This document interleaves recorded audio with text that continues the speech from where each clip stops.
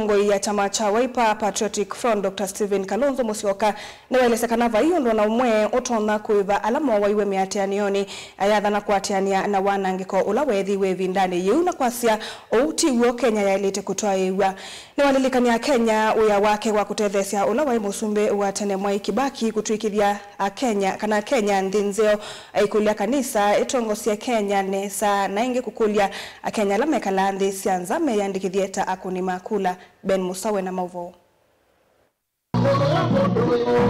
Mutongoi wa chama cha Wiper Dr. Stephen Kalonzo Musyoka ni wavuthisia utongoi wa musumbi Dr. William Ruto kumana na ikusi ya mwika ila sithito ikusi wa utongoini wake ayaseva indi vietonya kuyanania na mathayo ma mwika aya indi mota mawakili ni maya kuikithia kana serikali ni yaiva misiala maisi ndomo ndivinzeo. There's no way mutakuja sasa kuamsha wale watoto.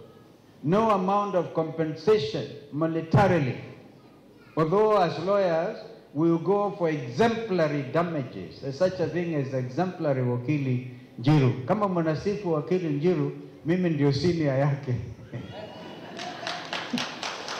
And he knows you go for exemplary damages. Ili liwe funzo kwamba huwezi kuua watoto na kuamini life is normal after that. Rais juzi ametumiliwa mamlakani, Prime Minister huko nje ya Nepal. Nepalese ni watu not very tall, wanafanya kazi kwa nchi ambazo sio Nepal yenyewe na mji mkubwa wao ni Kathmandu. Karibu sana na India.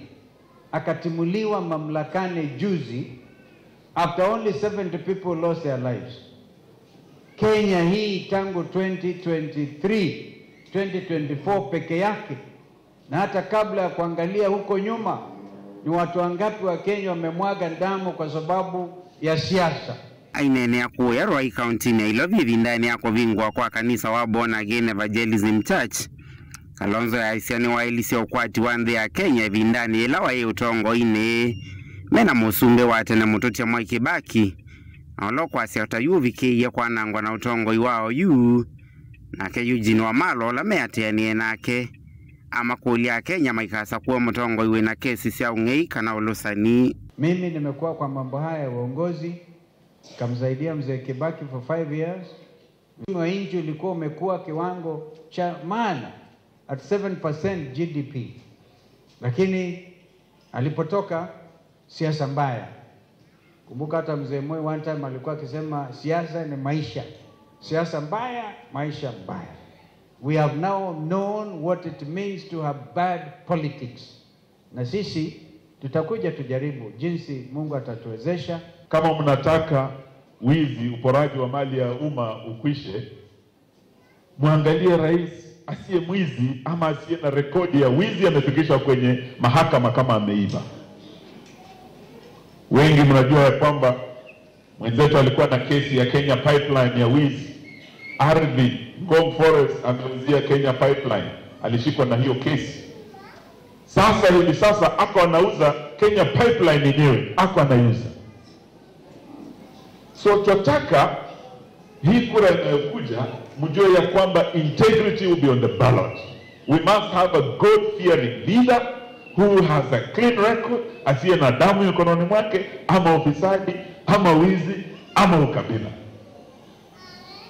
Na anaweza kuwa nanyi hapa siku ya leo hamuna habari. Sijui kama mna habari jamani. Okavindani kauka Kalonzo Musyoka ni wakulia Kenya la mekala ndi sianza na yandikithie takoni makula nikana kwa ile utongoi wa Kenya usakwa nini mwenene wa 2027. Kuanzia Jumatatu all the diasporans, tunajua wanataka watu wa diaspora kawaida wanapiga Washington, I think in London, vituo vichache sana. Wanataka sasa vitambazwe, mtashangaa kwamba Wakenya walio ng'ambo na kwingineko. Kwanza wale wako hapa upande wa Qatar na Dubai wakifanya kazi na Emirates, wengine Qatar Airways na wengine, na wale wako Marekani, tumesikia rafiki yetu akitoka Georgia Atlanta, na wale wengine ni wengi zaidi ya 2 milioni.